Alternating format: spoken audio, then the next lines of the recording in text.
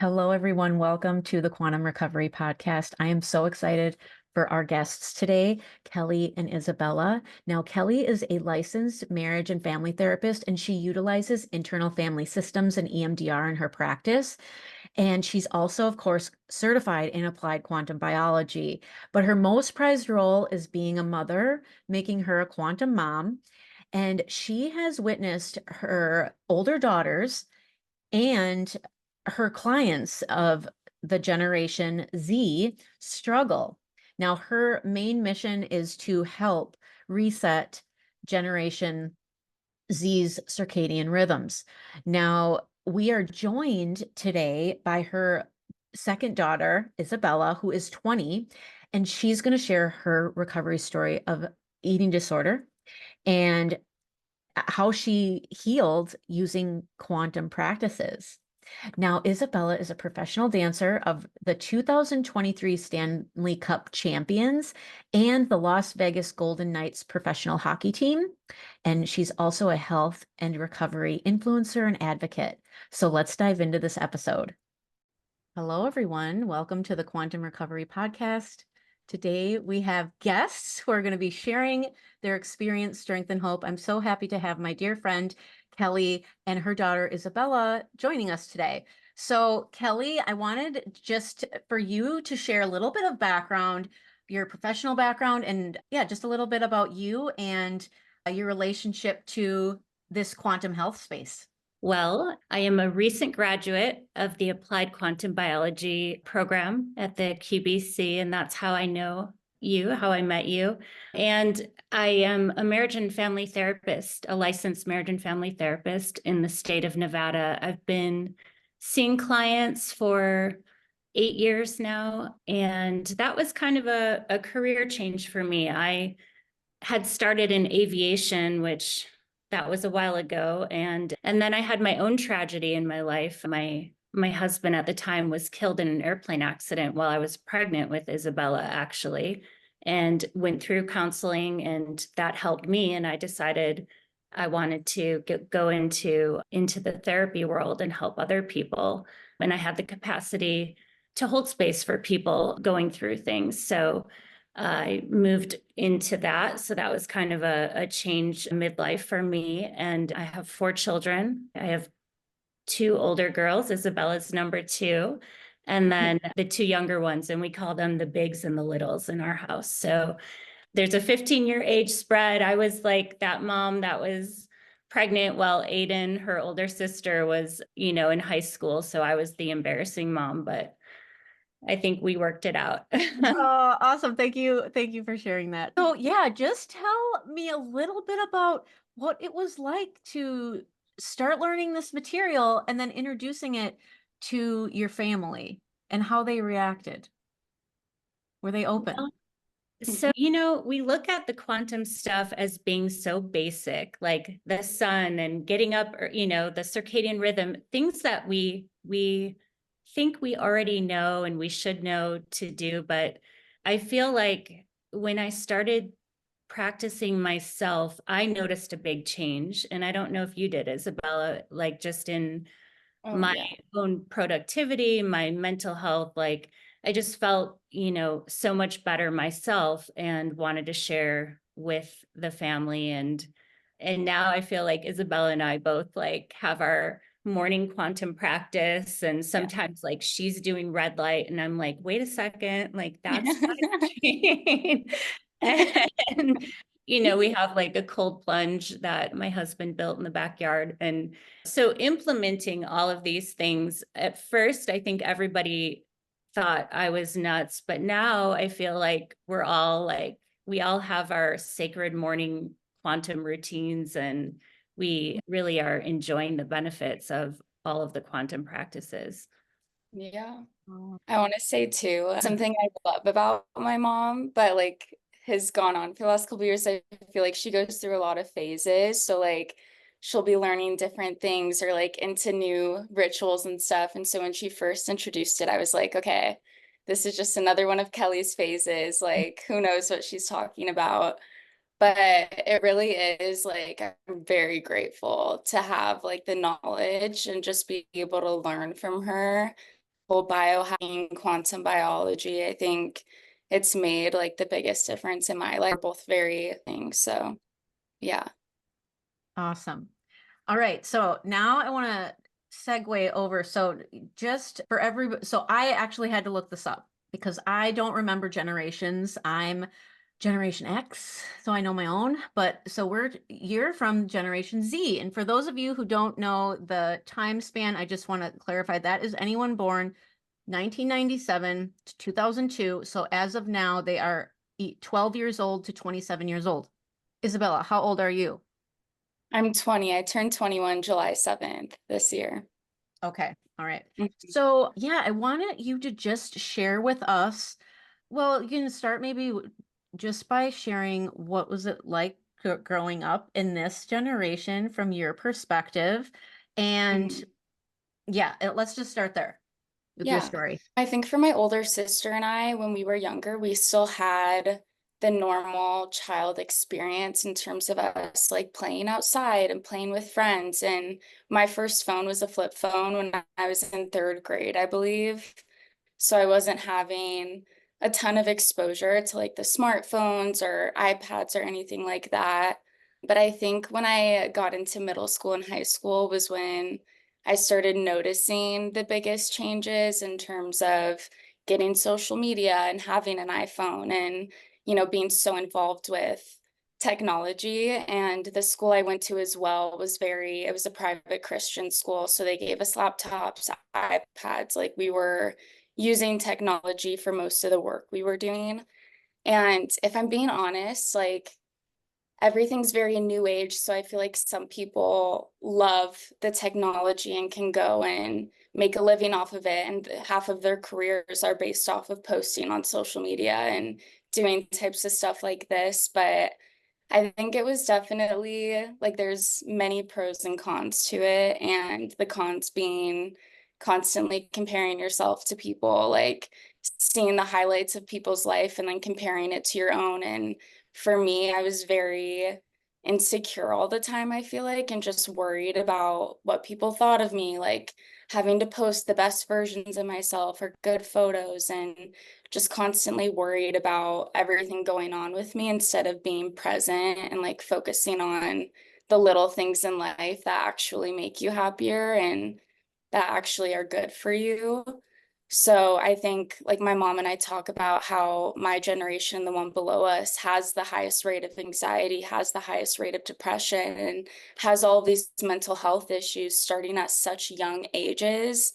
And I don't think it's a coincidence that half like all of this new stuff is involved and that's the result of it, if that makes sense. Yeah, makes Yeah. 100% makes sense. Yeah. So how, yeah, no, I know that I want you to share what you're in Sure. recovery from, but how do you think that experience fed into your story as far Mhm. as your healing journey? Yeah, so I'm in recovery for an eating disorder. I was diagnosed with anorexia when I was 8 years old, I believe, and then struggled with binge eating disorder as well. I've been diagnosed with depression, anxiety, OCD, kind of the whole shebang. But I struggled with my eating disorder and mental health like on and off since I was 8 years old. I've been in therapy multiple times, treatment, and yeah, I was in a treatment center this last February, actually. It was the first time I had been admitted into an inpatient center. And that was a very big deal, I think, for me and for my whole family because they were, as much as I didn't want them to be a part of it and tried to shut them out of my process, like I live with them. They were for like secondhand people to see what I was going through and also be in it with me. So I think for me to be like, okay, I need to take a step back for the first time in my life and actually go and work on this was probably like the biggest thing for all of us collectively as a family.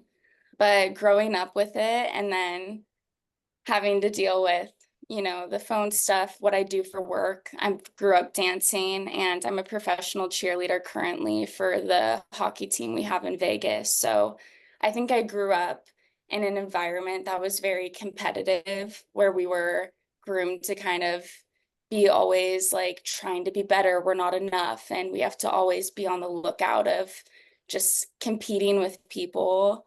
And it was definitely really hard. Like, I think I was just constantly in a state of mind of I'm not good enough. I have to be better. I have to push myself. And there was so much insecurity that I was dealing with all the time. So it definitely wasn't easy, but I think after going into treatment and with my mom, like I told you before, she had introduced the quantum biology and biohacking stuff probably last year, like when you really got into it, I think.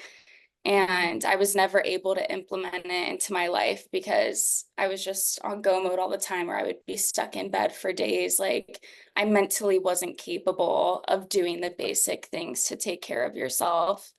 And after going to treatment in February, you're stripped from everything. So I didn't have my phone. I didn't have, capabilities that I have in the outside world. And that was the first time where I was really able to implement these routines. And I noticed a difference immediately. Like I remember calling her at treatment on the landline we had, and I was like, it's so crazy how much less anxiety I have right now just from not having my phone, not having to worry about anything, and like just having the basic day routine and feeling so much better and nourishing myself, getting up with the sunrise, going to sleep at a good time, and just being consistent with those daily patterns where I think in my generation and in the world as a whole right now, people get lost in so much and think they have to like self-diagnose themselves or take medications to feel better. And so much pressure is pushed on you instead of being like, wait a minute, let me take a step back. Let me make sure I'm nourishing myself and I'm eating good and healthy foods most of the time. I'm waking up, getting sunlight every single day, and like just doing those basic things that really, at least in my own experience, made me feel different almost immediately and like better. So Wow, yeah. that is, there's so many layers that you just touched I on. know I feel like I got lost in it a little bit, but No, yeah. this is wonderful. I personally relate to your story because I'm not only in recovery from substance use disorder, but my co-occurring issue was bulimia.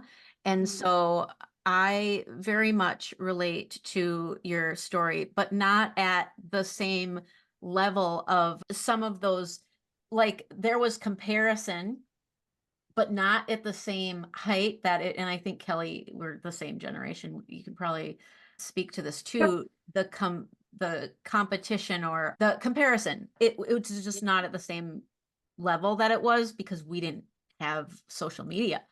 And yeah, I can only Mhm. imagine like, so if there's, let's say there's our baseline anxiety, our healthy line of anxiety, and then just living life in that generation, it automatically heightens. But then there's all these other Yeah. layers that just make it continue to heighten and heighten. And that's just one symptom I'm chatting about here. What were some Yeah. other symptoms of your eating disorder? Let's go into that a little bit because I'd love for you to pair that with some of the, like you spoke to some of the practices you were doing, but what were there any other really significant ahas with your symptoms that you were having? I think this is one, but I was feeling fatigued to a major loss of self. Like, I don't think I've ever really known who I was, what I value, what I have to offer the world until after coming home from treatment. I was like, wait a minute. I feel like myself again. I feel like I know who I am and what I want to do with my life. And I remember breaking down to my family on multiple occasions and being so caught up and just feeling like I don't know what my purpose is in the world. I don't know who I am. I don't know what I want to do with my life. I was just so isolated in the eating disorder and everything going on and the depression. And I think I literally just felt like a zombie every single day. I looked like one too. I looked not healthy or like I was doing well. A lot of brain fog. I could never think clearly. or even just speaking clearly. I remember one of the biggest things you and my stepdad said to me when they saw me in treatment was, "You're speaking so clearly." And Dave made a comment. He was joking around. He was like, "Wow, like you're actually really smart. Like I never knew you could have a fluid, flowing conversation like this because I was just so vigilant and speaking clearly, and I never was able to do that before." What else? There's like, I just felt like a different person, honestly. I felt remember very, I remember visiting you and you being able to read. You said for the yeah. first time, I've been able to like pick up a couple books and just read. Mhm. And there was a piece about you that I hadn't seen in a very long time. Yeah, Because your circadian rhythm was completely off. You it weren't was off. sleeping, Yeah.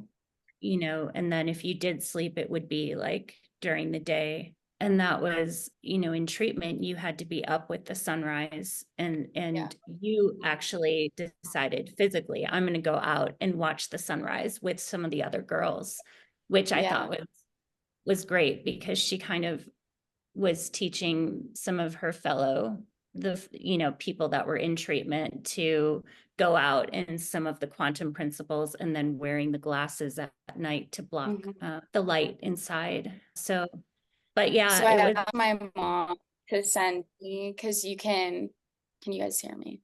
Yes. Okay, sorry, the connection went out. But I asked my mom to send me in treatment. I was like, "Can you send me the red light glasses and whatever?" And when I got them, everyone was like, "What are those?" And I was like, "Oh, they're red light glasses. Like they help reset your circadian rhythm, block the blue light," which we weren't, obviously we didn't have phones or technology, so it was easier. We weren't really dealing with it, but I felt like a little health freak at treatment because everyone was just like, "Whoa, like, Isabella's so spiritual. She has her routine." And I would make all the girls wake up with me. I was like, "Come on, let's go watch the sunrise." And you would just see us standing there, like staring at the sun. And everyone was like, "What is going on right now?" But I think for me, like that was something that kind of brought the girls and I joy, where again, it comes back to the little things. And, we would look forward to waking up and watching the sunrise together. And that was like our beginning start to the day. And we would just talk and motivate each other. We're like, "All right, let's get through today. It's going to be a good day today." And then winding down, watching the sunrise at night. And yeah, it was just really special. I think a lot of people view treatment as, I mean, I did at first before going, as this really scary thing, like, wow, this person hit rock bottom. They have to go to treatment or they have to go to rehab or whatever it is. When at the end of the day, I think it's the first step of getting better. And that's one of the biggest ways you can respect yourself and, admit, like, yeah, I'm not okay right now and I need help. And that's the first step to getting better. Where for 20 years of my life, I was denying it and telling my family, telling myself, "I'm fine. I'll be able to get through it," when and I was just, slowly burning out every single time. And I think what's crazy, they told us in treatment, the number one thing to kill most Americans is an eating disorder. And now I think it's opioids or pill use, which they kind of go hand in hand. So it was definitely very scary. And I think I hit rock bottom many times where, I didn't know if I was ever going to make it out. I couldn't imagine life without what I was dealing with or without having severe mental health issues or eating problems. And for me, after going to treatment and then being able to implement everything my mom's taught me, it's like wow, there's light at the end of the tunnel. Like I journal every single day and I'm just constantly writing down, like, I'm grateful to be here. I'm grateful to be in a recovery mindset. I'm grateful to have my mornings and just be able to nourish myself and feel good, because at the end of the day, I think those are the real luxuries in life. It's not about the materialistic, superficial. I have a nice car. I have a million followers on Instagram. Like I have this amount of money, which so much of my generation is involved in. It's like, no, I have a roof over my head. I have a loving family. I have people in my life that support me. I'm able to take care of myself. Like, I think that's the biggest confidence boost I've had in my life, is I'm able to take care of myself and live in a recovery mindset and be aware of all of these things, because so many kids my age don't even think about half of this stuff, and Mhm. I think are just very lost and don't have direction, don't have this feeling of purpose, or just wake up happy and like appreciative for every single day, which I think is one of the biggest blessings you can have. And I do want to say too, like, so many kids my age, it's scary how much they try to numb things out in terms of substance abuse and partying all the time and just being so locked in on your phone. Like, I think that's one of the biggest things I'm grateful for is in treatment. I learned like so much about our health and our bodies and what actually is good for it. And then also being able to have the support of my family and having my mom be so into the health and wellness stuff, like in a real way. She's not, saying a bunch of messed up things that aren't even true that the health industry promotes to us, because half of what they say is not actually good for us either. But I think being able to learn from her and then implement these practices into my life, like, I'm just like, wow, I kind of feel like a superhuman 20-year-old. Like, I'm just set, and I know I'm so aware of these things in a positive way where I know I'll be okay in the long run and I'll have longevity because I'm starting these things now instead of, when you're a little bit older and you're too far deep. I think, I'm sorry, I'm on a rant right now, but I want to say too, in treatment, there was a lot of older people there. There was people in their 50s, 40s, people who already had kids and families. And it gave me so much perspective because people were like, Isabella, you're so young. I wish I did this when I was your age. I wish I had the courage and the awareness to go and do this when I was your age. And it gave me so much perspective of like, one, grateful to myself to be able to go and do that, because it's one of the hardest decisions I've made in my life. And I think anyone who's struggled with their mental health or struggled with an eating disorder, substance abuse can all agree, like, it's very hard to make the decision of admitting you need help and then going and actually putting in the work to do it. Because even though I'm out of treatment, it's an everyday thing. It's a choice to wake up every single day and be like, yeah, I might not be feeling the best today, but I still need to eat all my meals. I still need to nourish myself. I still need to do these habits and have consistency to get through it, because it's so easy to fall off the path again and just get stuck in ways that are so comfortable. But I think seeing older people in treatment where they're like, I miss my kids. I've never been away from them this long. There's so many more things they had to worry about instead of me going in at 20. I still live at home. I had the support of my family being there, and I could just take my time and figure things out. I was like, wow, like, I'm just grateful to be able to do this now and have this awareness now, because I know in the long run, like, my future self is going to be so happy that I made the hard decisions now and worked on it, but Mhm. yeah, it was definitely a huge perspective shift. And yeah, I think probably like the biggest change I've ever had in my life in a positive way. Oh my gosh. My episode was at 16 for my eating disorder, my episode of care. So I was in Mhm. treatment for that, but never in any treatment for anything else. And when you said I was so lucky to listen to my mom, all that was flashing in my head was when I was 20, I was running from my mom and my dad. Yeah. I would not listen Yeah. to a word. And the fact that you are open and embracing that is amazing. I wanted to ask you, when you were like right before, like maybe a couple months before you actually went into treatment, were you in agreement with this? Were your parents pressuring you? How did that, like, what was the entrance point for you? I want to say I was running away from my parents for a very long time. I put up a fight. And I think when you're struggling with something like that, it's very isolating. So they tell you, like, you have these voices in your head, you have the ED voice in your head, you have the depression voice in your head. That will isolate you. It will take you away from any of your support systems, from anything that could stop it from happening. So honestly, before leaving for treatment, I was still putting up a fight. You know, I was stuck in bed. We were supposed to leave a couple days earlier than we did, I think. Like, I was scheduled to go in a week before I actually did. And I was just like, I can't get out of bed. I can't do it. And treatment was mentioned to me many times before I actually went. And I was never ready for it. I never wanted to go. I think the biggest thing for me was that I was always working too, like whether it was working with the nights or having dance when I was in high school or having things. I was like, I don't want to put those to the side right now. Like, I have things to do. I have other stuff that I want to do. I don't want to go to treatment and not know how long I'm going to be there for and not be able to talk to anyone and be stripped of everything.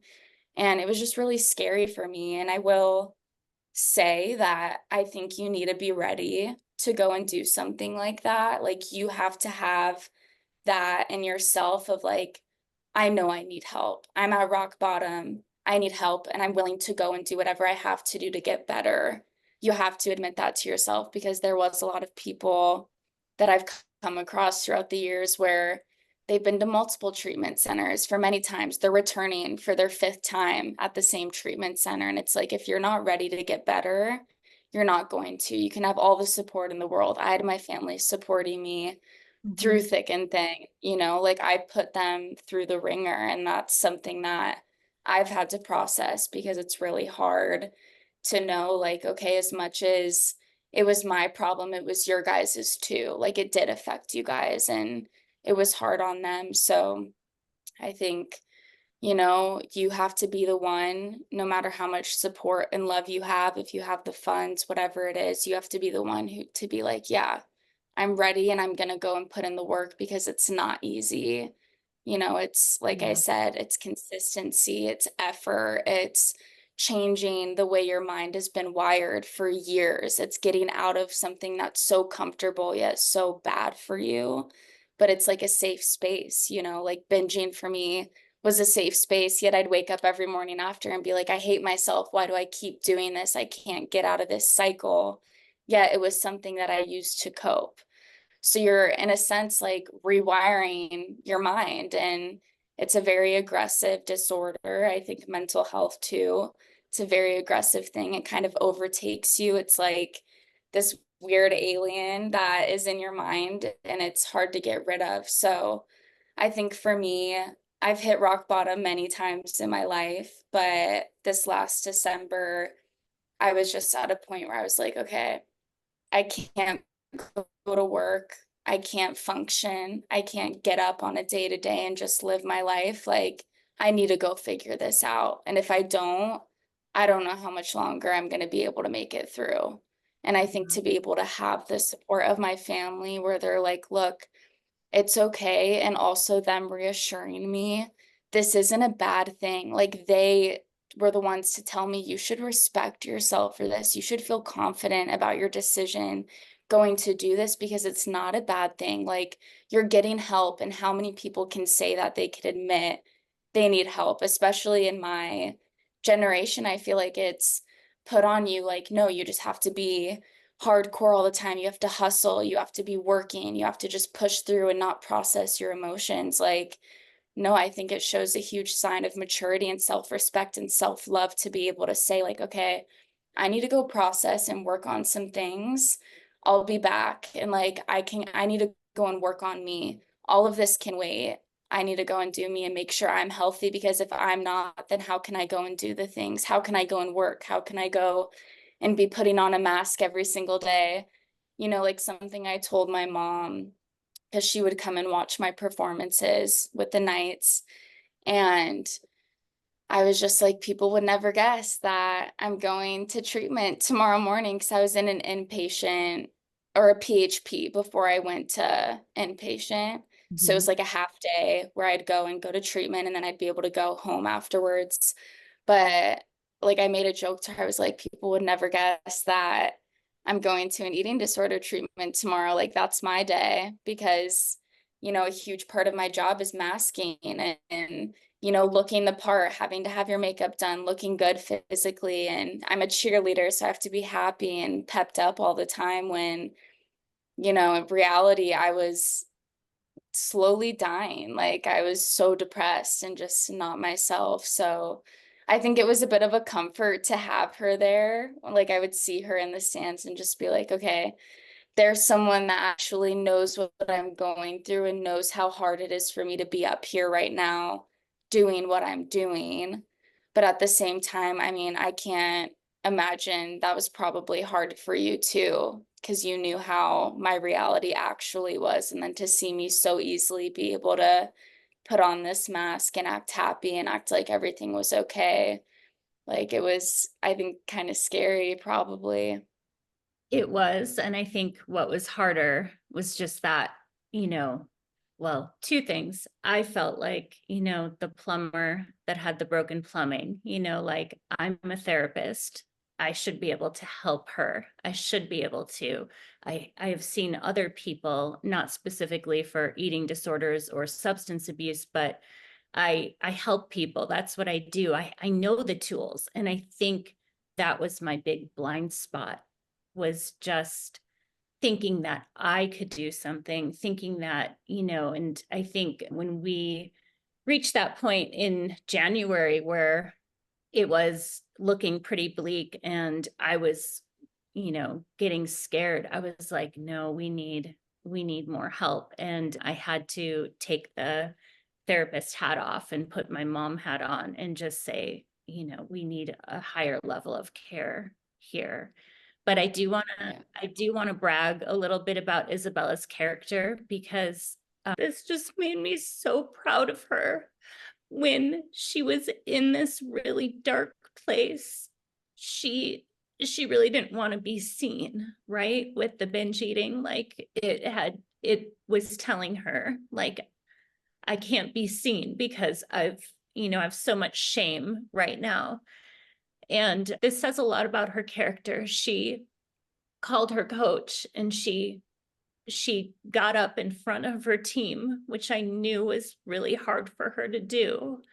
And she told them that, she had to break her contract and she needed to go get help and, go into treatment. And I just found that to be such an amazing part of who you are and who you've always been, that you did that and you had the courage to get up in front of people and tell them that you were going into treatment. And then when she came back, she did the same thing. She went back and went to her team and just, said, hey, I'm back and I'm happy to fill in wherever. I'm not expecting to be back on the team or, anything really. I'm here. And I think I really respected that about you going Thank into you. treatment. Thank you. Wow, Yeah. that is huge. I'm curious. Okay, for one, I think what you just said, Kelly, is going to be so inspiring for so many parents because I feel like they will be able to relate to having to take off a hat and put on the parent hat because of the, our needs to control also have play into that. Isabella, when you shared with the team that you had to leave, I'm curious, did that actually kind of motivate any other girls to speak up about any issues? I've just had this other lingering question in the back of my head, like what the pressure from the job is it? I'm sure it's not just like, I don't want to speak down on your employer or the team, but I think just without being said, there's pressure and wanted you to chat about that too a little bit. For sure. So growing up, I think as a female dancer in the industry, you are constantly told you have to look good, you have to look the part, you have to fit this image of what people want so that you can book jobs and so you can be a professional. So I think growing up for me, I've always struggled with it and having that insecurity. Also, when I was younger, I was in a ballet class and I was a normal kid. I think I was a pretty healthy kid, honestly, like just living my life, not worried about what I was eating or anything. And I was, I think, 6 years old at the time. And I went to a ballet class, and my teacher came up to me at the bar. She put her hand down my leotard and grabbed my stomach. And she was like, "This is why you're here. This is not what a ballerina looks like." And I think that, was one of many instances where you just feel like, okay, so my body's an issue now. I have to be hyper focused on the way I look all the time. With professional sports, we get weighed every month. I know NFL is a lot more hardcore, and people have probably seen like the reality TV shows where girls are getting up on a scale and getting scolded in front of their whole team because they gained a pound or whatever it is. But it's a very hardcore thing. And I will say that my coaches always like preference at the beginning of the year. They're like, look, we have to do this because it's part of the job. Like legally, we have to weigh you guys because you're hired looking a certain way. So we just want you to stay healthy the whole season. But they do emphasize like, we don't want this to create any behaviors in you guys. We want this to be an opportunity for you to be consistent and have a healthy lifestyle. So I applaud them for going about it in that way, because I think a lot of other teachers in the industry, teams, professional teams, it's very much like way more hardcore and getting scolded for how you look all the time. But I think I have opened up to a few of the girls on my team, and most of us have struggled with it, sadly, in terms of just insecurity, comparing yourself to people all the time, struggling with eating disorders like head on. And I don't know, I think a lot of people struggle with it, and some are aware of what it is and some aren't. But for me to be able to talk to my team about it and to talk to my coach about it specifically, I was not expecting as much support as I received. Like my coach was like, look, you have a long career in this. You're amazing. I love you. I want to be here for you.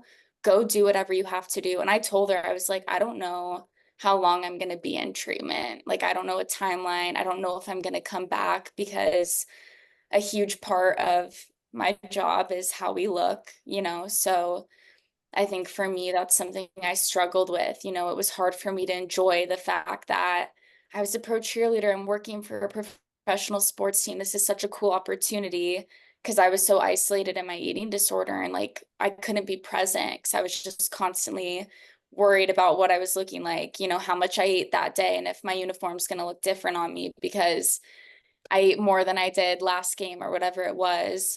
So for her to be able to let me go and do that was like, I wasn't expecting it, honestly. And I just received so much support. And I want to say, I think struggling with an eating disorder and struggling with mental health, like I've said many times, is a very isolating thing. But I think there's a level of like shame and embarrassment associated with it where people don't want to talk about it. And even for me, when I was down bad, I would look up podcasts, I would look up social media people that struggle with eating disorders, just to try to have a sense of comfort of like, I'm not alone. And here's a voice of someone I look up to or someone I'm inspired by who struggled with it too. And if I'm being honest, there's not much out there. And I think people don't talk about it as much as we think. And especially with the mental health community, like I'm happy that more voice is being put to it. The last couple months in this last year, I think people are opening up more and having conversations like we are, but it's a very isolating thing. And I was telling my mom, she was like, are you going to be okay to like talk in depth about things? Is there anything you're not wanting to speak on? And I was like, honestly, no, because I think a huge part of recovery is sharing your story. And to be the age I am, like, I want to be a voice for older people where they're like, okay, she's old enough where I can understand what she's saying, and, maybe getting a sense of their younger self and feeling inspired or connected to, who they were, and being able to heal that inner child work, but also be a voice for the younger generation and kids who are struggling and don't know why, or can't put a voice to like what's even going on. They don't understand it, because when I was younger, I didn't understand what I was going through. And I think I just felt like flawed, and I didn't know what was wrong with me. And I would always sit and think like, why me? Like not even in a victim mentality, but just, I don't understand what's wrong with me. Why can't I be normal? Why can't I just function like a normal human? Or in high school, like all the girls I was around and all my friends were just normal teenagers living their life. And I was like, why can't I be like that? Like, why do I have to be the way I am? And I think a big part of me speaking more and talking about my story and what I've been through is being able to be a voice for those people and an advocate for the eating disorder community and for the mental health community, because it's something I'm extremely passionate about. And it was one of the biggest things I've had to work through in my life, and I'm still working through every single day since I've been out of treatment. And I think it's something you just have to be consistent with. And yeah, I think there's no shame, as hard as it was going through it and as hard as it's going to be staying consistent moving forward. I wouldn't take it back because I think it's made me stronger. I think it's made me who I am today. And I do feel very inspired and passionate to speak about it and to have conversations with people about it, and to hopefully be able to help others, or just be that one person where if people ever come across this, they're like, I feel seen, I feel heard, and I'm not alone in this. Because I think the biggest thing when you're struggling with anything in this, stuff, is just feeling like you're alone and like no one understands you.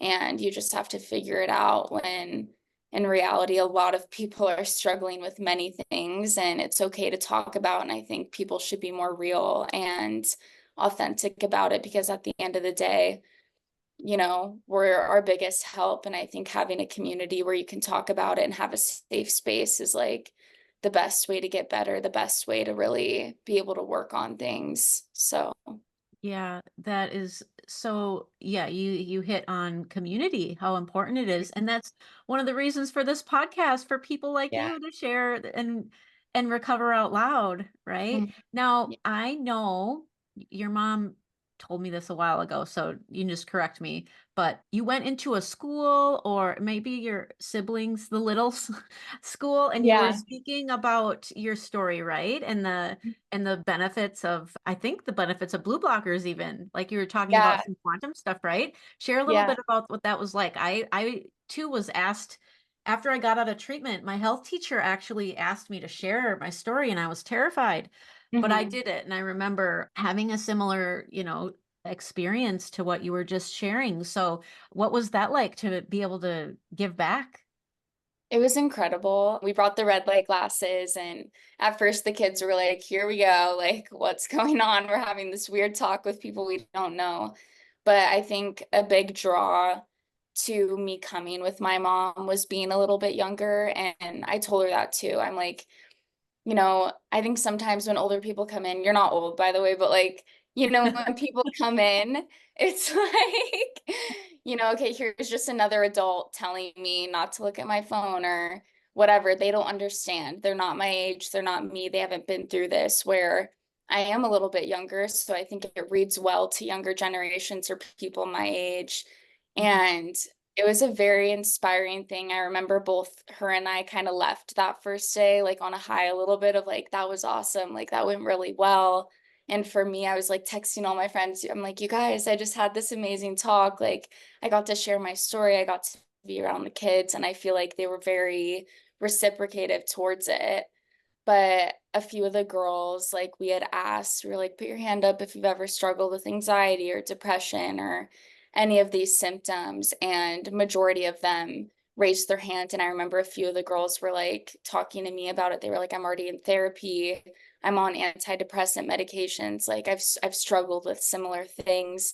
And they were what, 12, 13, like younger. Yeah. So I think it's really sad to know, and I was the same age when I was struggling. So for me, it makes me sad for like my inner child, but also to know kids that young are struggling with such aggressive symptoms and such aggressive things that really do take a toll on your life. And for me, I think I lost majority of my childhood experience, majority of my middle school and high school experience, because I was just struggling so much and I was so, focused on the wrong things. But I think it was really incredible, and I do feel like they read very well to me. So for me to be able to go and speak to them and be someone who's like, no, like I hear you. And I was in a similar situation when I was your age, and here's the steps I've taken to be better. I feel like for them, they were like, okay, wait,